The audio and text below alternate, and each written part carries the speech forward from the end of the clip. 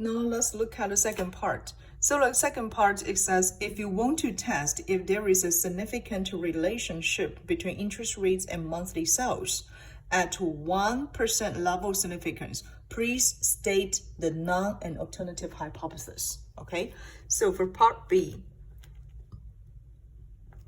we need to know what is the non and alternative hypothesis if we would want to see if there is a significant relationship between interest rate and monthly sales. Okay, so based on this estimated regression equation, we have y hat equals 75.061 subtract 254x. Okay, and then we also need to know the regression equation. Okay, so the simple linear regression equation is actually the expected value of y should equal beta 0 plus beta 1x, right? So here, if we want to test if interest rate, which is x, right, has any significant relationship with monthly sales, which is y, then which means we need to do the hypothesis test on beta 1, right? Therefore, the non-hypothesis we can set will be beta 1 equals 0, which means there is no significant relationship between interest rate and monthly sales. We can also set up our alternative hypothesis as beta 1 doesn't equal 0. So, as I emphasized before, this is the two-tailed test. Okay, you can compute the t-test statistic and either use the p-value approach or critical value approach to do the hypothesis test, and that is in part C. So you can see in part C, ask you, please use the t-test to test the hypothesis at alpha equal 1%. Okay, so alpha is the level significance. Now let's just move on to part C. So in part C, we notice this is the level significance, right? 0.01. And if it's like a two-tailed test, we actually need to find out alpha over 2, 0.005. Okay, so first, let's compute the t-test statistic. Based on what we have done in practice question 1 and 2, we notice the t-test statistic should equal B1 divide the standard error of B1, okay? So we notice this B1 here is already given, negative 6.254, and then we need to find out what the standard error is. So this is the key point we need to find in part C.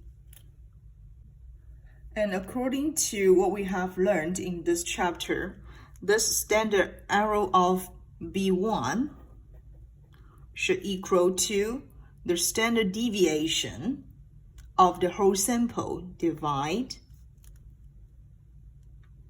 the square root of the summation of xi subtract x bar square. Okay, so this is the way for us to compute the standard error of B1. And S here will equal to SSE, which is the sum square of the error terms divide n minus 2. Okay, and SSE, if you still remember, okay, it will equal to the summation of yi subtract yi hat square. Okay, so take the summation of this square and then divide n minus 2, and finally take the positive square root for s. So here, what we need to find out is what is SSE and what is the denominator here. Okay, so this is the two things we need to figure out in order to get our t-test statistic. Now let me show you how we can compute the standard error of B1. Okay, so as I just talked about before, in order to solve for the standard error of B1, we need to know the summation of yi subtract yi hat square. We also need to know the summation of xi subtract s bar square. Okay, so as we already computed in part A, we have yi here, which is the monthly sales. Okay, I just copied those numbers from the given information. We also already compute the yi hat based on this given estimated regression equation. Okay, so what we need to do is we just need to take the difference between yi and yi hat and then take square. Okay, so here 22 subtract 17.5242, and then we take the square. Okay, etc. We can do it for the other 3 months. Okay, so this one will equal 4.475a, and then etc. Okay, we can have this one equal 20 subtract 27.5306, and then we take the square, which is, okay, sorry. For the first one, okay, it should equal to this one, take the square, which is 20.037 okay, I just take the 4 decimal place, round it to 4 decimal place, and this is negative 7.5306, and then we need to take the square, which is 56.7099. okay, and etc. We can do it for the other 2 months, which will equal, this one is 0.0004, and then the last one will be 9.5185. okay, so after we obtained this column, we need to take the summation. Okay, we need to take the summation. So here we need to take the summation of this column, and then it will equal 86.26. Rounded to 2 decimal places. Okay, and this is actually our SSE. So here we should equal 86.226, and then divide. Our sample size is 4 months, right? And 4 minus 2 is 2. Okay, so based on this, we can obtain S.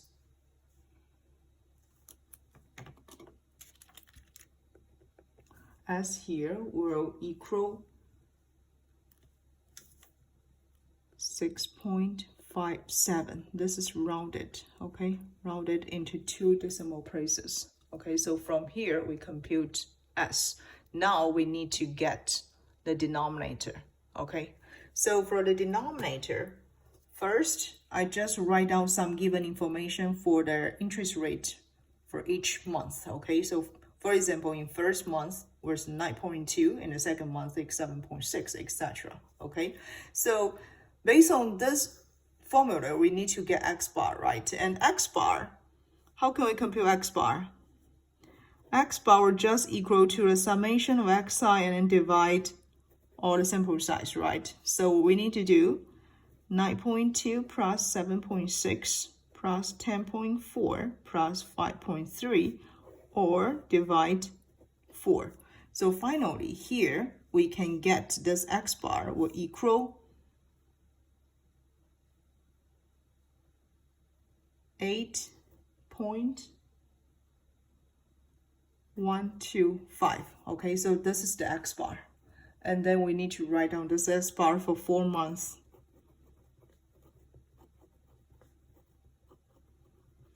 And after we obtained S bar, then we can use xi, subtract x bar, and take the squares, okay? So here, 9.2 subtract 8.125, take the square, it will equal 1.1556. Okay, first I just take the 4 decimal places, okay? And then etc. You can get 7.6 subtract 8.125 and take the squares, which will equal 0.2756. And then for the other 2 months,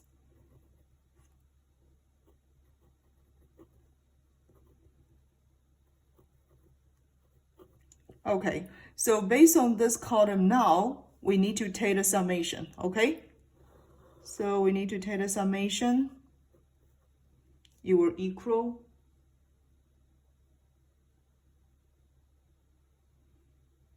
14.5875, okay? So finally, we need to take the square root of this summation. So we can get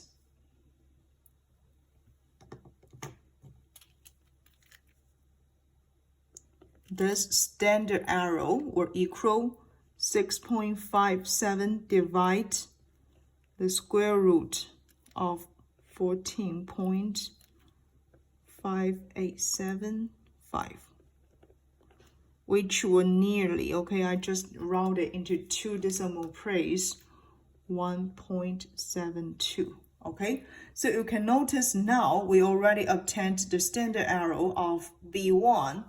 Then finally, we can put it into this t-test statistic, okay? Negative 6.254 divide 1.72, which will give us nearly, okay, equal negative 3.64. Okay, so this is the t-test statistic for this hypothesis test.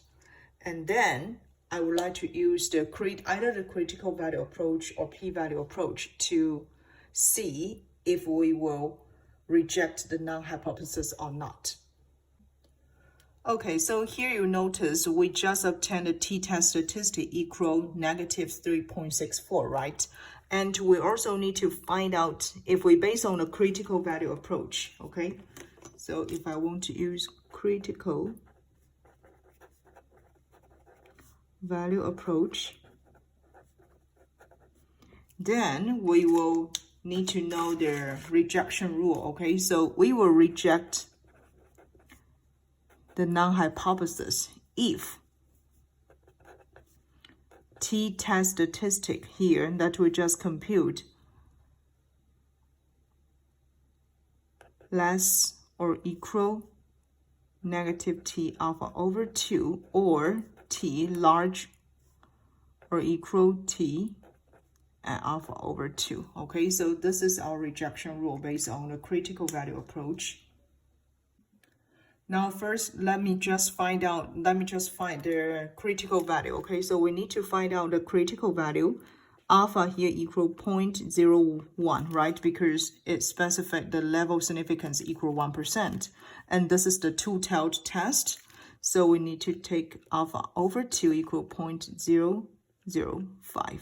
Okay, we need to find out the critical value of t at 0.005 if the degrees of freedom equal n-2, which will be equal 2. So here we need to apply our t distribution table. So this is our t distribution table. You can notice first you need to find out degrees of freedom, okay? So the degrees of freedom in this question equal 2, right? And then the level significance 0.01, right? However, this is the two-tailed test, so we need to find out the critical value at t and alpha over 2. So this is the critical value that we need to write it down. Okay, 9.925. Okay, so let me just write it down. The critical value of t at 0.005 if the degrees of freedom equal to is 9.925. Okay, so you can notice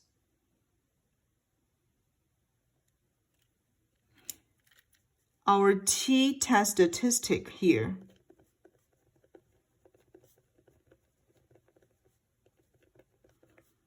equal negative 3.64, right? So this is our t-test statistic equal negative 3.64, right? And you can notice, based on this rejection rule, we cannot have, so you can notice negative 3.624, which is larger or equal than negative t alpha over 2, right? Which is negative 9.925, or negative 3.64 actually less or equal t alpha over 2, which is 9.925. Therefore, based on the comparisons between t-test statistic and then the critical value, actually here we cannot reject the null hypothesis, okay? Because this is the rejection rule. However, based on our calculation, it cannot satisfy the rejection rule. So we cannot reject the null hypothesis, which means there is a possibility that there is no any significant relationship between interest rate and monthly sales.